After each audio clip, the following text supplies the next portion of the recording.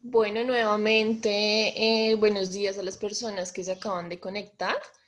No queremos iniciar sin antes presentarnos y agradecer a cada uno de ustedes por conectarse con nosotros. Mi nombre es Diana Riviera, soy asesora comercial de Trust Group.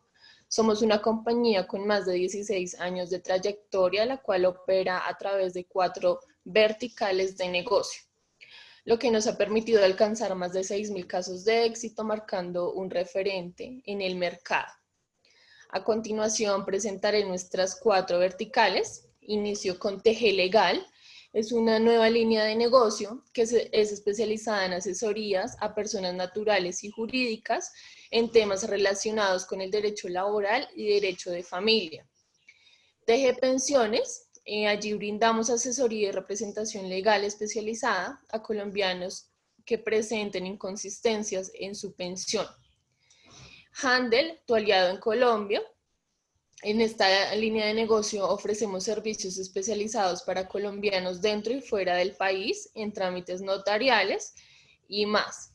Actualmente contamos con una nueva línea, By Handel, llamada Te Acompaño, la cual brinda seguridad y confianza en los servicios de reclamo de medicamentos. A continuación está Fora, nuestra línea educativa en donde ofrecemos programas de educación formal y no formal en metodología virtual y presencial, en alianza con instituciones educativas de alta calidad. Finalmente está Club TG, es nuestro plan de fidelización que ha sido creado pensando en el bienestar de nuestros clientes, en donde podrán disfrutar de distintos beneficios. Hoy en día contamos con un aliado en el plan de referidos y se trata de Leal. Es un plan de fidelización más importante de América Latina, donde nuestros clientes pueden disfrutar de más de 700 marcas aliadas, acumulando y redimiendo puntos. Bueno, el objetivo de este espacio es poder brindarles información acerca de revisión de contratos de trabajo suspendidos, teletrabajo y trabajo en casa. Lo anterior con el apoyo de nuestro abogado Fabián Esquivel.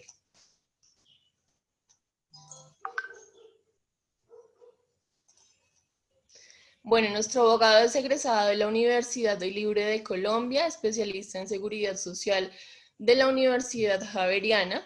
Se ha desempeñado como consultor y asesor en derecho laboral y seguridad social en el sector público y privado. Cuenta con más de 4 años de experiencia profesional exclusivamente en el área de derecho laboral y seguridad social, asesorando personas naturales y jurídicas en reclamaciones y procesos administrativos judiciales. Antes de dar paso a nuestro abogado, queremos informarles que en la parte inferior de sus pantallas encontrarán un botón para realizar sus preguntas, las cuales estaremos resolviendo a medida que avanza nuestra conferencia, y también encontrarán un botón de levantar la mano. Este lo podrán usar al finalizar la charla para resolver algunas inquietudes en vivo. Si por alguna razón no alcanzamos a responder sus preguntas durante la conferencia, los invitamos a dejar sus datos para que un asesor se comunique y pues le brinde una asesoría más personalizada según su situación. Todos nuestros micrófonos y cámaras estarán deshabilitadas durante la charla para que no se presenten inconvenientes de comunicación. Una vez pasemos a la ronda de preguntas, se indicará a la persona quien puede formular su pregunta y nosotros activaremos el micrófono. En este momento damos paso a nuestro abogado Fabián Esquivel.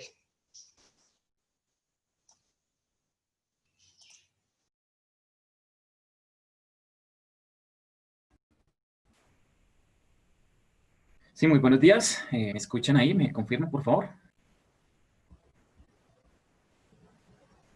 Sí, señor.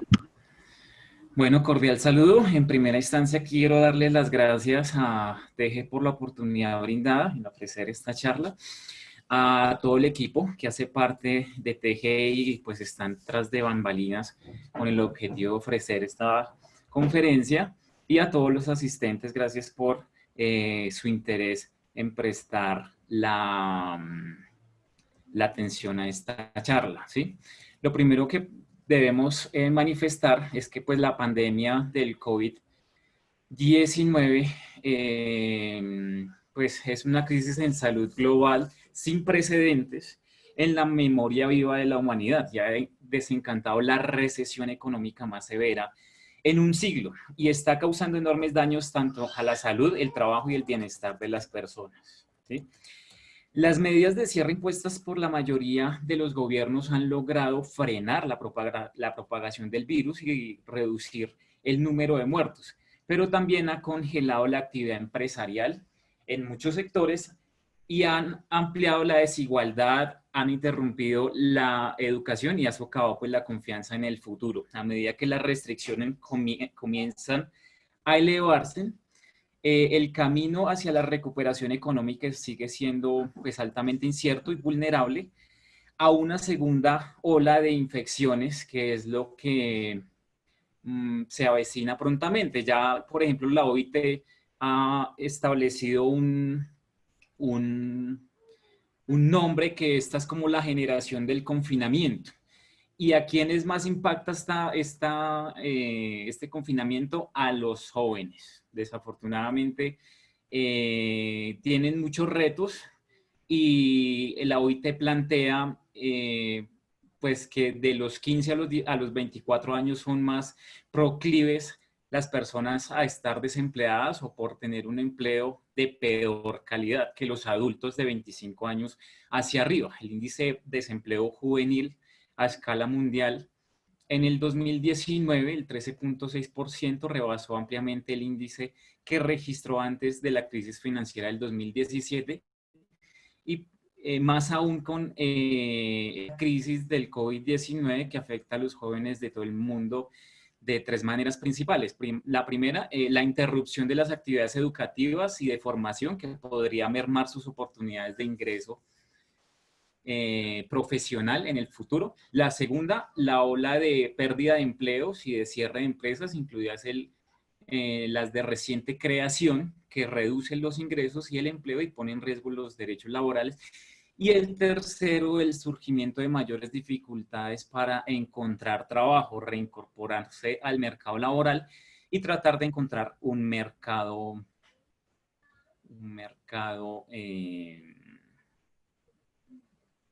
mejor empleo. Entonces, como observamos, pues el panorama es incierto y lo que es cierto es que estas medidas de confinamiento, de aislamiento preventivo, tienen una vocación de permanencia, ¿sí?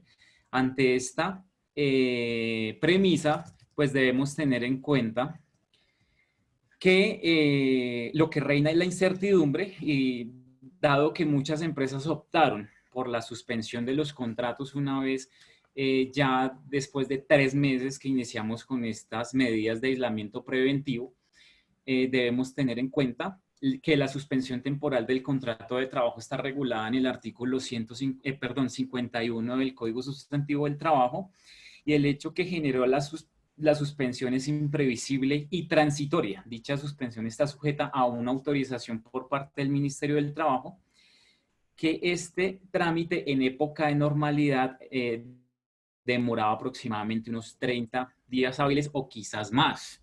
Entonces, digamos que la solución no es práctica.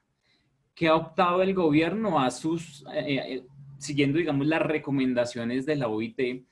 Ha optado por brindar unas medidas administrativas que en gran parte las empresas las acataron. Estas medidas tienen cargas tanto para la empresa como para el trabajador, pero concretamente, hablando ya de la suspensión del contrato, pues los trabajadores dejan de prestar sus servicios y los empleadores dejan de pagar los salarios, manteniéndose, eso sí, la obligación de pagar la salud y la pensión a favor de los trabajadores. Estos periodos de suspensión podrían descontarse al momento de calcular vacaciones, cesantías e intereses a las cesantías. Estas causales de suspensión del contrato las establece el artículo antes mencionado y pues básicamente es la licencia no remunerada caso fortuito o fuerza, la suspensión de actividades de la empresa hasta por 120 días. Y la licencia no remunerada puede provenir de una solicitud del trabajador o de un acuerdo entre empleador y, y el trabajador. Recientemente el Ministerio del Trabajo prohibió la licencia no remunerada por iniciativa del empleador. Entonces sugirió que deberían estar ya sea por mutuo acuerdo o a solicitud del trabajador, como lo establece el Código Sustantivo del Trabajo. La suspensión por fuerza mayor o caso fortuito, pues consiste en la posibilidad que tiene el empleador de suspender unilateralmente los contratos de trabajo cuando existen eventos imprevisibles e irresistibles, aunque sean temporales, que impiden su ejecución. En este caso, en particular, no se requiere la autorización del Ministerio del Trabajo y solo los jueces pueden decidir si efectivamente los eventos impredecibles o irresistibles argumentados por el empleador en su momento tenían tal dimensión para llevar la suspensión del contrato. Asimismo, la suspensión del contrato como consecuencia de la suspensión de actividades o clausura temporal hasta por 120 días se da cuando existen razones técnicas, económicas u otras que sean ajenas a la voluntad del empleador que conllevan una suspensión de actividades, a diferencia de otras causales. Esta sí requiere autorización del ministerio, que verificará si las argumentaciones por parte del empleador son válidas, evidentes y probables. Entonces observamos que a través de estos 3 meses que llevamos de aislamiento, la suspensión de los contratos por cualquiera de las causales antes mencionadas es una manera para proteger el empleo. Aunque los contratos estén suspendidos, pues los trabajadores siguen afiliados al sistema general de seguridad social con las medidas tomadas por el gobierno y podrán acceder a sus cesantías para compensar la disminución de sus ingresos. Y lo más importante, pues el contrato se reanudará una vez se suspenden los eventos que forzaron la suspensión. Así las cosas, pues ahondando un poco más, debemos tener en cuenta lo que han dicho las altas cortes en temas similares, porque desafortunadamente están muy recientes los hechos para que las altas cortes tomen una postura para ya evaluar un caso en específico, ¿no? Entonces, frente a este tópico, por ejemplo, la Corte Constitucional ha establecido que previo a llegar a una figura de la suspensión, el empleador debe demostrar que utilizó los medios posibles y que su última medida de suspensión del contrato laboral que la última medida fue la suspensión del contrato laboral.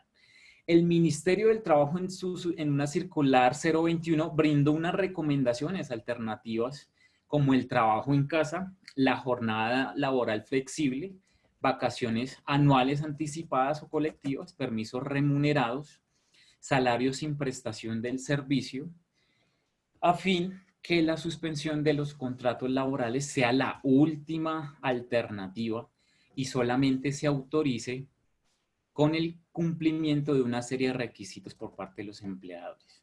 Sin embargo, en el mediano plazo, estas restricciones pueden generar la precariedad de las empresas y podrá resultar por la terminación de algunos contratos por la crisis económica.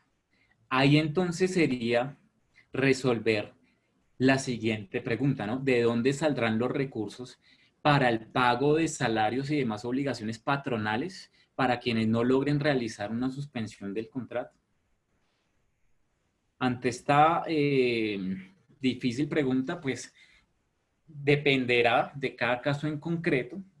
Sin embargo, pues el llamado del gobierno y el que es más ecuánime y que cumple con una serie de principios es llegar a acuerdos con los trabajadores, reine la solidaridad, motivo por el cual hay que reconocer que el Ministerio del Trabajo ha emitido unas recomendaciones a través de circulares que no son de obligación, pero que brindan medidas para que los empleadores adopten las que prefieran o que estén más acorde a las necesidades, tales como la 027, que prohibió licencias no remuneradas unilaterales, y la circular 33 de protección al empleo en la fase de mitigación.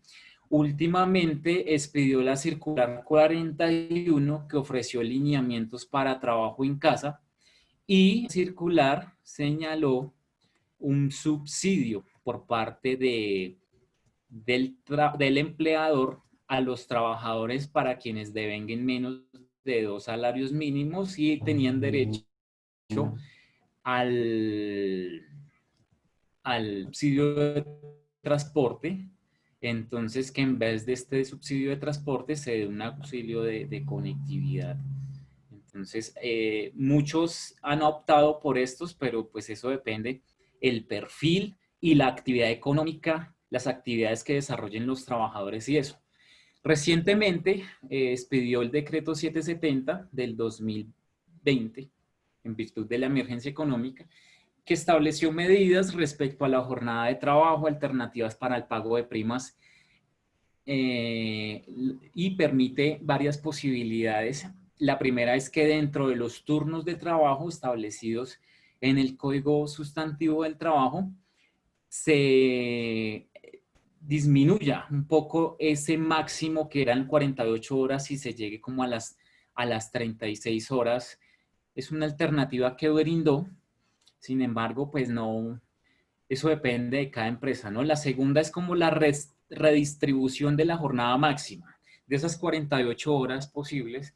Entonces, dio una alternativa, el cual era que fueran 4 días a trabajar los empleados por 12 horas cada día, con el fin de que el trabajador permanezca en su casa y se evite la utilización del transporte público. Obviamente esto debe ser de común acuerdo, obviamente pagando los dominicales, festivos, recargos nocturnos. Eh, pero entonces, ¿qué pasa con el recargo por trabajo suplementario? Pues obviamente que no se genera, porque la finalidad es disminuir la jornada máxima, ¿sí? Y la exposición del trabajador en la calle. Entonces, esto se brindó para aquellas empresas que no es posible acudir a un trabajo remoto, a un trabajo en casa. Entonces, por la actividad desempeñada tanto por el trabajador y por la empresa, pues es necesario que asista al trabajo. También estableció este decreto 770 un pago de la prima a cuotas, de la prima del primer semestre del año, del 2020.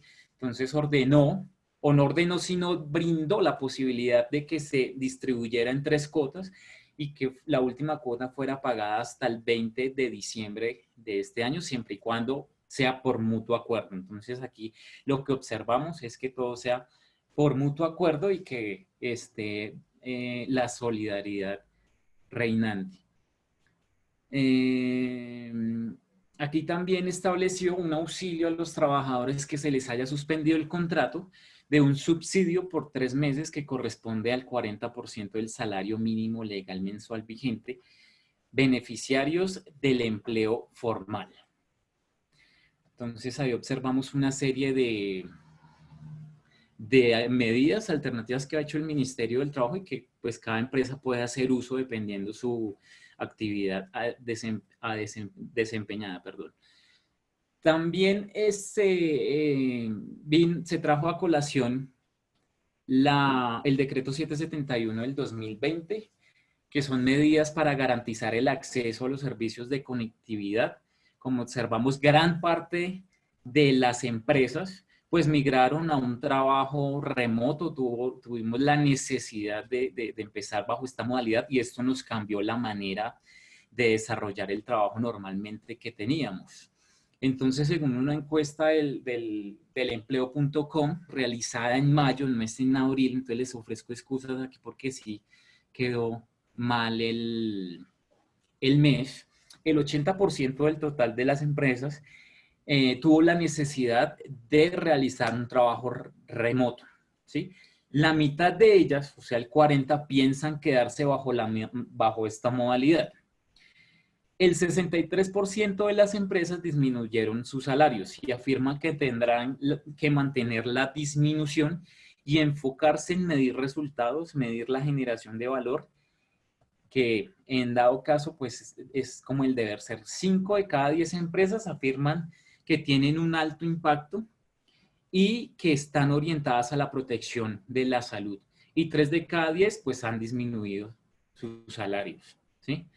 Entonces, como observamos, dada esta coyuntura del trabajo en casa, eh, debemos tener en cuenta que no es fácil conciliar la vida laboral con la vida familiar. Obviamente que este mercado laboral tiende a mantenerse en este cambio, dada la vocación de permanencia que tienen las medidas sanitarias, la emergencia sanitaria que actualmente está hasta el 31 de agosto, pero en el mundo no hay un avance concreto frente a cómo evitar esta propagación, salvo pues que el aislamiento preventivo, que son las medidas que ha tomado también el Ministerio del Interior y con cada Secretaría de Salud distrital y, y municipal de cada ente territorial. Entonces, vamos a mirar aquí unos datos también de este trabajo en casa, pues obviamente no es lo mismo que el teletrabajo, ¿sí? Y ahorita vamos a ahondar en eso porque surgió la necesidad de migrar entonces a estas plataformas digitales y establecer cómo tener una mayor productividad, que es una ventaja como aquí lo establecemos del trabajo remoto, ¿no? Entonces, vamos a establecer aquí las ventajas de como la reducción de gastos y la optimización del tiempo. El menor tiempo de desplazamiento, toca reinventarnos y romper paradigmas, porque estamos en una cultura en, de trabajo como por estábamos acostumbrados a que veíamos al trabajador las 8 horas ahí en el sitio de trabajo, pero las medidas de productividad, pues no las teníamos mucho en cuenta porque teníamos la presencia física del trabajador. Entonces aquí toca reinventarnos, romper paradigmas y obviamente que al trabajador le queda un poco de tiempo disponible, más tiempo disponible, entonces hay que hacer un balance entre el trabajo y la familia. Y el sábado pasado había un editorial del espectador en el cual también ya los arquitectos también tenían sus retos en el sentido de establecer unos espacios que permitieran una distribución del trabajo y de los sitios o espacios para el hogar en un mismo sitio. Entonces, hasta ya están mirando esas posibilidades para migrar a una autogestión, a una recursividad y a una mayor productividad. ¿Cuáles son las desventajas? Pues la alta carga laboral. Muchas empresas han venido a distorsionar los horarios, entonces se evidencia que han tenido un control sin medición horaria frente al trabajador. Entonces enviamos WhatsApp o envían WhatsApps a las 11 de la noche, a las 5 de la mañana y pretenden que entonces el trabajador tenga una disponibilidad 24/7 cuando no es así. Cuando inicialmente estaban contratados no eran bajo esa necesidad o esa obligación, pues se tienen unos horarios del trabajo que también se tienen que respetar y se evidencia también que muchos trabajadores tergiversaron este trabajo remoto y asumieron que estaban como en vacaciones. Entonces, no es que estemos en vacaciones y tampoco es que el trabajador tiene que estar disponible 24/7. Entonces, hay que tener en cuenta esto y hay que mejorar las medidas comunicativas. No, se evidencia que hay dificultades en la comunicación con los trabajadores. Obviamente que esto cambió y a uno le tocó alterar actividades domésticas con el trabajo, cuando se tenían como los espacios y los tiempos ya previamente separados, y aprender a ser testigos también de las clases que brindan ahí los colegios con los hijos, ¿no? Entonces, condiciones inadecuadas de los puestos de trabajo, obviamente que los hogares de hoy en día no son tan grandes que permitan una redistribución de espacios, sino que toca convivir el núcleo con estas necesidades. Entonces sí se evidencia esa desventaja, la falta de conocimiento de herramientas tecnológicas, y pues todo no se puede realizar en la casa. Nos hemos dado de cuenta que todo es un engranaje y todos dependemos de todos, ¿sí? Nadie se escapa y nadie, como dice un jefe mío, nadie es una isla, ¿no? Todos tenemos que estar sincronizados para llegar a una meta y llegar a los objetivos organizacionales, personales, laborales, en fin. Se aumentó el costo de los servicios públicos. Para eso, pues el ministerio, con el decreto en mención anteriormente, estableció el apoyo o el auxilio de conectividad. No hay contacto con los demás miembros de equipo laboral, pues salvo estas herramientas que nos han solucionado, han paliado un poco la afectación económica y laboral que ha generado esta pandemia. Y pues hay mucho distractor. También hay descuido en la salud física y mental, toda vez que se cambiaron hábitos. A raíz de que no se puede salir a la calle, muchas personas dejaron de hacer ejercicio, de ir al gimnasio. Entonces esto sí afecta en parte la, la, la salud, tanto mental como física.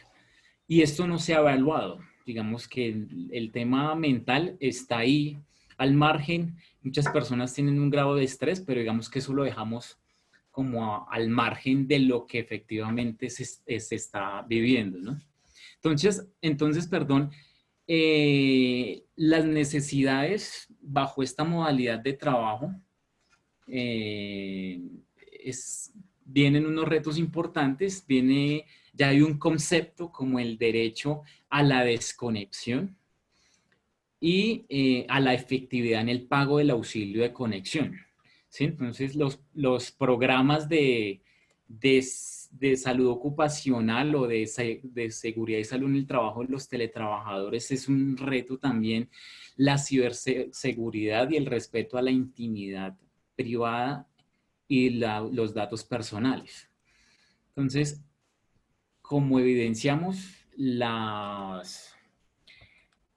el mercado laboral cambió y nos tenemos que reinventar y asumir esto con la mejor actitud y pues estar abiertos a los cambios que tenemos que hacer.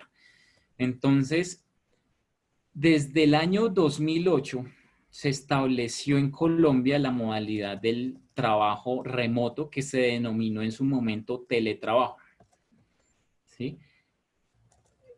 Esto lo reguló el Congreso a través de la Ley 1221 del 2008, Y posteriormente, el gobierno nacional lo reglamentó mediante el decreto 884 del 2012.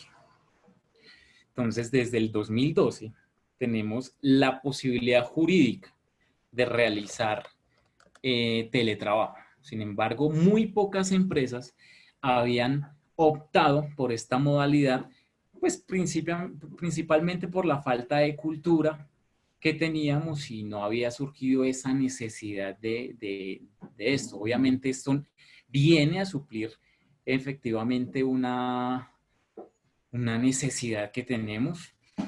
Entonces, el teletrabajo se entiende como una forma organizacional laboral que se efectúa en el marco de un contrato de trabajo o de una relación laboral dependiente consistente en el desempeño de actividades remuneradas utilizando como soporte las tecnologías de la información y la comunicación TIC para el contacto entre el trabajador y el empleador sin requerirse la presencia física del teletrabajador en el sitio específico del trabajo, siempre y cuando el perfil y las actividades a desarrollar lo permitan, porque obviamente no se puede teletrabajar a un conductor, a una persona que efectivamente se requiera la presencia física para realizar su labor. Entonces, ahí lo primero que hemos que hacer es dividir qué perfiles pueden desempeñar teletrabajo y quiénes no, ¿sí? Entonces, esta ley estableció 3 modalidades de teletrabajo. Una son los trabajadores autónomos. Entonces, se evidencia que utilizan su propio domicilio o un lugar escogido para desarrollar su actividad profesional siempre trabajan fuera de la empresa y solo acuden a las oficinas en algunas ocasiones cuando necesariamente lo requiera así el empleador, ¿sí? Están también los teletrabajadores móviles, que estos no tienen un lugar establecido de trabajo y cuyas herramientas primordiales son las tecnologías de la información en dispositivos móviles. Y por último están los teletrabajadores suplementarios, que son aquellos que trabajan 2 o 3 días a la semana en casa y el resto en su oficina.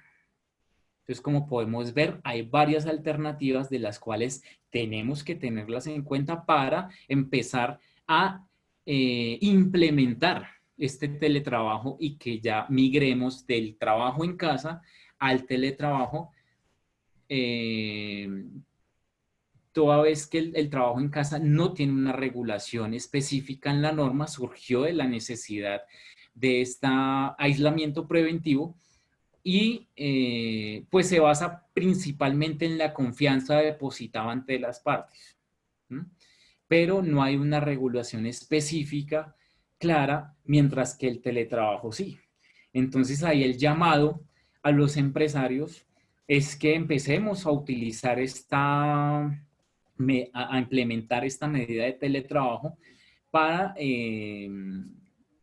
tener un poco más de rigurosidad en el trabajo y implementar las medidas que ha establecido esta modalidad. Esto no es la última palabra, como observamos, cada día van saliendo normas, circulares, decretos, a medida que pasa esto, las circunstancias pueden cambiar, entonces es importante que tengamos en cuenta que esto tiene vocación de permanencia y que el trabajo en casa es una medida temporal para, por la necesidad de esta pandemia, pero no es el deber ser. Si tenemos en cuenta que esto tiene vocación de permanencia, pues migremos entonces al teletrabajo y logremos entonces ya los objetivos anteriormente señalados que son buenos para las partes, tanto para los teletrabajadores como para los empresarios. Los empresarios en gran parte también se van a librar de espacios físicos y eso puede reducir costos, ¿sí? Y también el teletrabajador va a reducir espacios de movilidad. Entonces, ganamos todas las partes siempre y cuando seamos responsables y juiciosos en aplicar estas medidas. Entonces, aquí hay que tener una sincronía entre las distintas áreas de la organización. Digamos que las que más impacto tendrían son las áreas administrativas, la área de talento humano, el área de tecnología, el sistema de gestión de seguridad y salud en el trabajo y la comunicación al inspector de trabajo. Entonces observamos que cada área tiene sus propios retos. Y el principal reto, por ejemplo, del área administrativa es eh, reinventarse las condiciones de servicio, por ejemplo, ¿sí? Los medios tecnológicos de ambiente, la forma de ejecutar el trabajo. Si hay necesidad, pues modificar los horarios, los días en que los teletrabajadores van a desarrollar sus funciones, evitar el desconocimiento de la jornada máxima legal con el fin de especificar las responsabilidades en el evento de algún accidente en casa que se convertiría en accidente de trabajo y se evite una carga desproporcionada de actividades a su cargo, ¿sí? También tendrían que invertir en dispositivos electrónicos, en infraestructura para desarrollar la labor, ¿sí? Eh, Precisar las responsabilidades de cuidado y fijar procedimientos de entrega de trabajo cuando se establezca la modalidad de teletrabajo. Las medidas de seguridad informática, entonces asumir ya eh, las políticas de seguridad, confidencialidad y protección de la información de la organización. Asumir los costos de las inspecciones del levantamiento de la matriz de riesgos en el lugar de trabajo. Estos son como alternativas brindadas, pero la norma no señala esta distribución de cargas a estas áreas, ¿no? Es como un deber ser y por donde podemos empezar a implementar este teletrabajo. Disponer de canales de interacción con los teletrabajadores, promover una información técnica para la operación bajo esta modalidad, sensibilizar al personal directivo acerca de la responsabilidad de las decisiones adoptadas y hacer partícipes a los teletrabajadores frente a cada una de estas decisiones. Brindar las garantías de protección y salud y prevención del riesgo. Por su parte, el área de talento humano tiene la necesidad de realizar una gestión de cambio con enfoque por resultados. Entonces aquí es identificar los cargos que se puedan contratar o migrar directamente bajo esta modalidad, garantizar las competencias de los teletrabajadores para desarrollar la labor, realizar el reporte de novedades indicando que el trabajador pasa a tener la condición de teletrabajador. Esto hay que notificarlo a la ARL y al Ministerio del Trabajo. También hay que realizar cambios en la estructura organizacional, ¿no? Un cambio importante es que en el reglamento interno de trabajo se establezca la modalidad del teletrabajo y todos los derechos y obligaciones que conciernen a las partes. Entonces, eso es un primer paso para la implementación de esta modalidad. Realizar seguimiento y evaluación de metas propuestas, realizar encuestas de clima organizacional y riesgo psicosocial, capacitación, seguimiento a los teletrabajadores, evaluar las condiciones locativas higiénicas del lugar de trabajo a fin que cumplan sus condiciones con las mínimas condiciones de seguridad establecidas por la ley. Se puede señalar como la ley 1562 del 2012 y el decreto 1072 del 2015, que es el compilatorio en todo este sistema de gestión de riesgo, de gestión de seguridad y salud en el trabajo. Evaluar las condiciones de ambiente requeridos y forma de ejecutar el mismo, suministrar los elementos de protección personal necesarios, implementar correctivos en conjunto con la asesoría de la ARL y asegurar que los teletrabajadores realicen un autorreporte de condiciones de teletrabajo. Ahora bien, el área de tecnología también tiene ciertos retos y es determinar las necesidades de cada perfil previsto para esta modalidad y establecer las condiciones para llevarlo a cabo con su equipo de trabajo, capacidad técnica, conexión a internet, acceso remoto a toda la información e implicaciones necesarias para ejecutar eh, estas labores.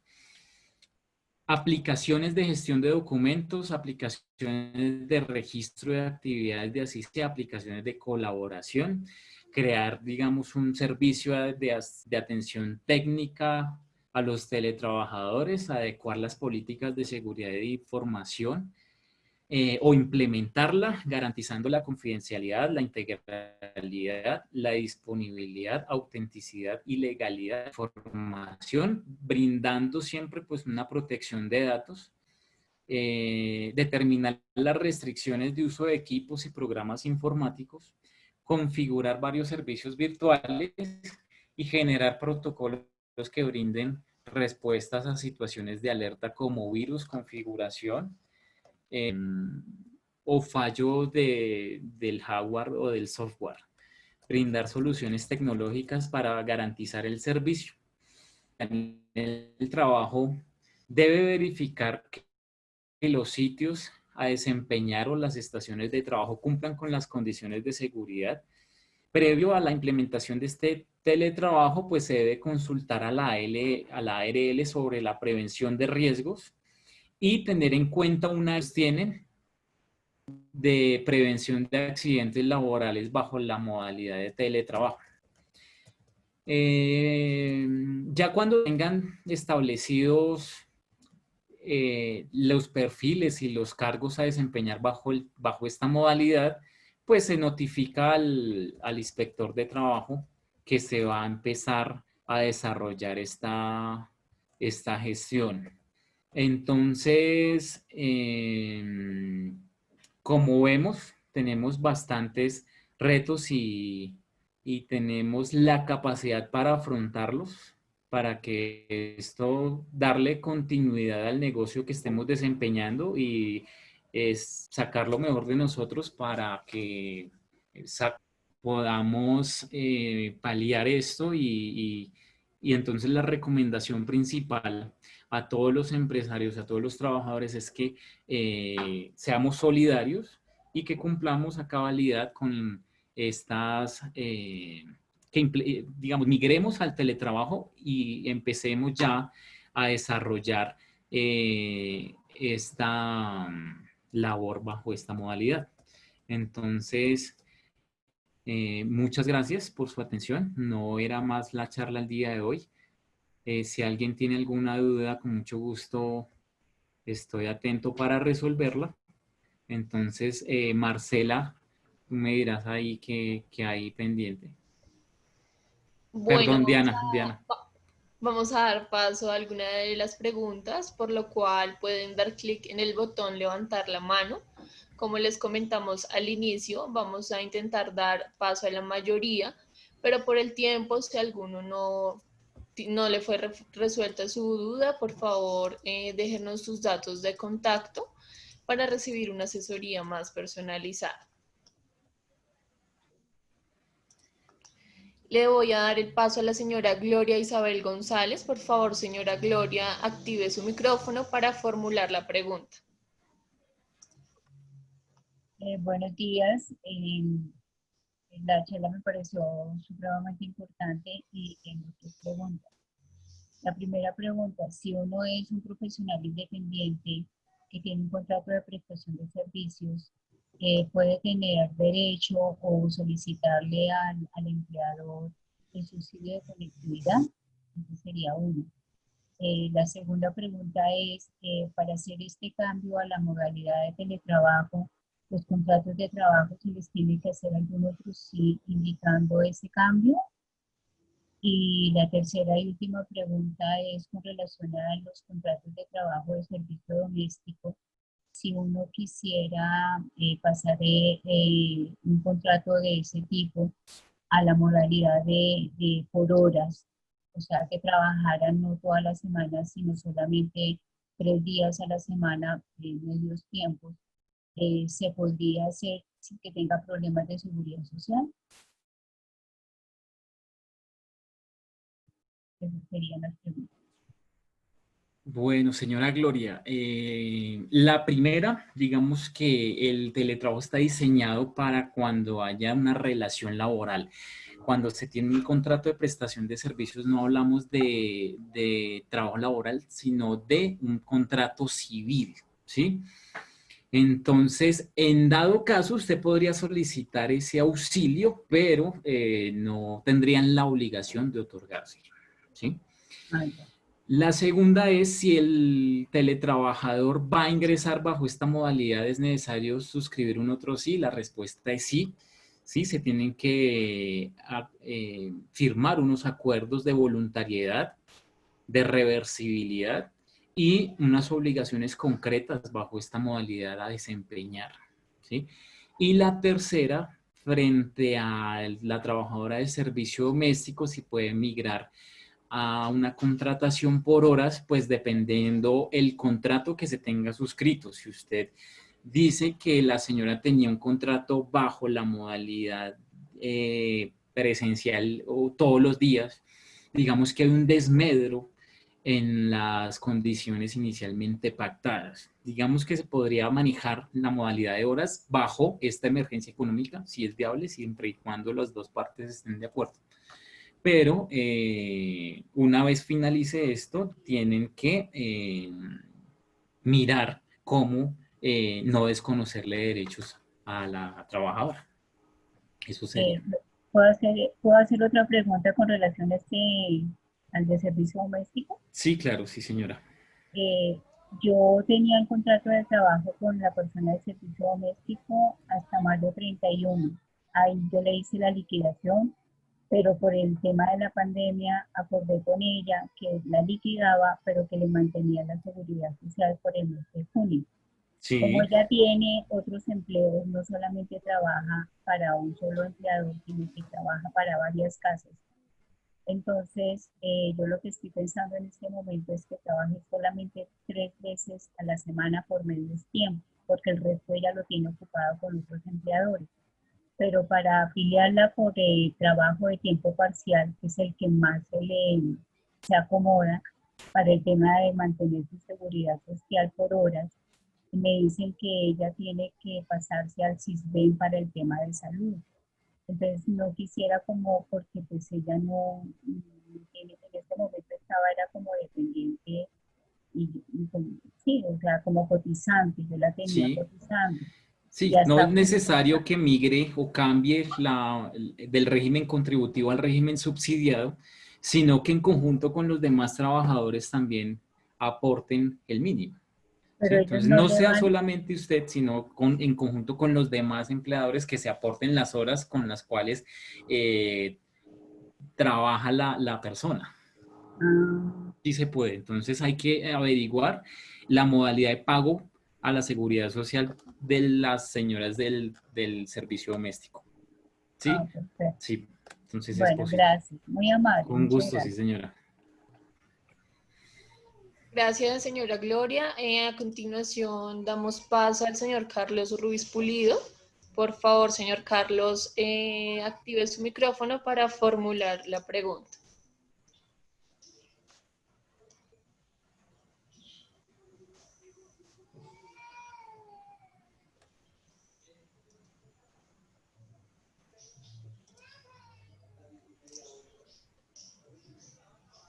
Señor Carlos, por favor, active su micrófono para poder formular su pregunta. Bueno, damos paso a la señora Neyef.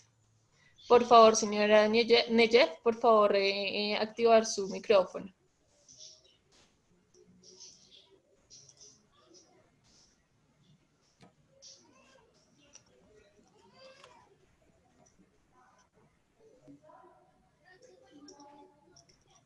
Bueno, entonces les recuerdo nuestras redes sociales. En Facebook estamos como TG Consultores Call, Instagram TG Consultores Call.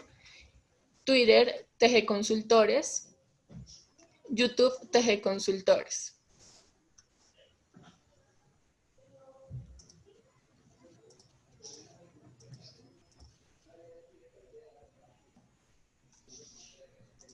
Bueno, vamos a... Ah, ok, la señora Neyef nos dice que no tiene micrófono. Señora Neyef, si puede hacernos su consulta por el chat para leerle y responderle.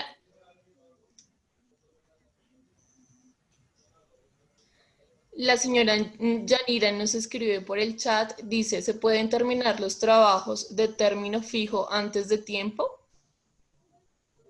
Sí, en primera instancia no podría, no hay una justa causa para dar por terminado el contrato general, salvo las del artículo 62 del Código Sustantivo del Trabajo.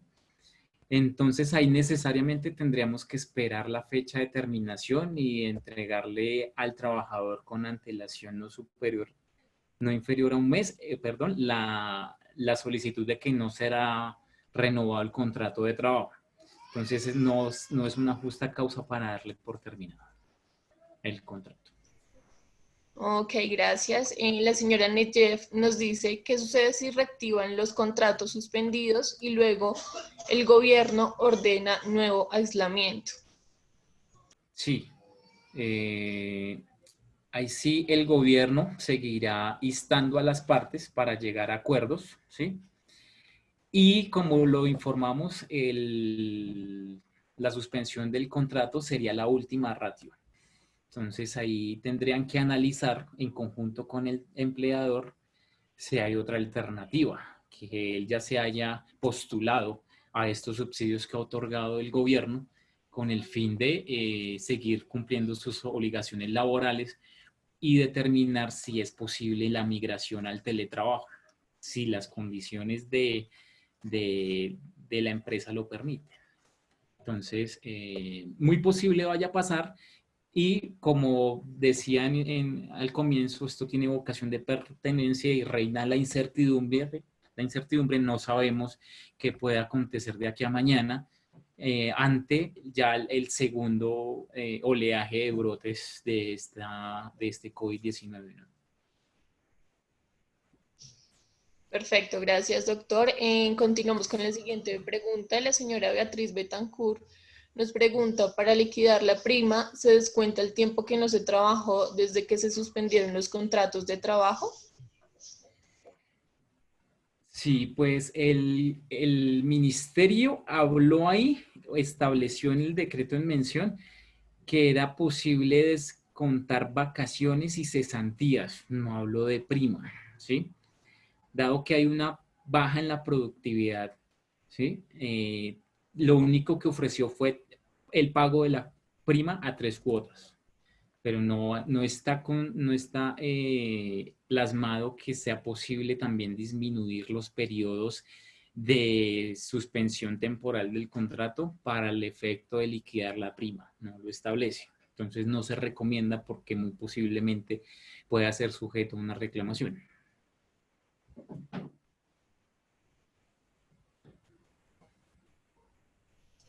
La señora Beatriz dice, gracias. ¿Cuál debió haber sido el procedimiento para suspender un contrato?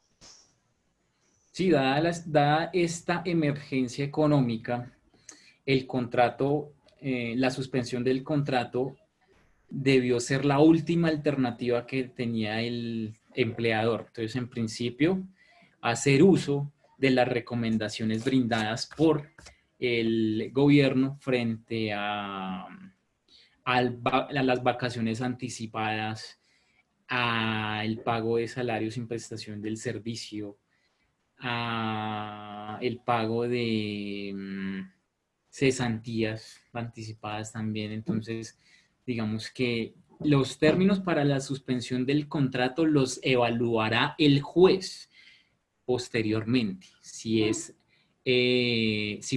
una medida necesaria para el empleador y digamos que hizo un análisis para que esta fuera la mejor opción, ¿sí? Entonces, el hecho de la imprevisibilidad y y la irresistibilidad es un término jurídico que lo evaluaría el juez, ¿sí? Entonces, aquí lo que se usó fue la modalidad de mutuo acuerdo, suspensión de mutuo acuerdo, dada la emergencia económica, lo cual es legal, pero en dado caso que llegue a surgir algún conflicto, lo que se va a establecer es reclamaciones, ya sea por la vía judicial o administrativa, y será el inspector del trabajo quien pueda llegar a una conciliación o tocará ya a través del juez laboral quien evaluará si efectivamente el empleador hizo uso de esta suspensión del contrato como, como el deber ser.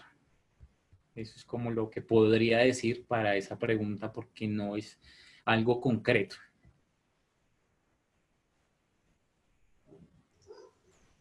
Bueno, señora Beatriz, muchas gracias por su participación. Para finalizar, pues queremos agradecer al abogado Fabián Esquivel por compartirnos su conocimiento. A continuación, estamos mostrando en pantalla nuestros números de contacto. Los invitamos a que por favor nos sigan en nuestras redes sociales y se comunique con nosotros para brindarles una asesoría personalizada. Quedamos atentos a su consulta y a brindarles una asesoría. Muchas gracias por su participación y que tengan buen día. Bueno, gracias a ustedes por la asistencia y a todo el equipo. Gracias.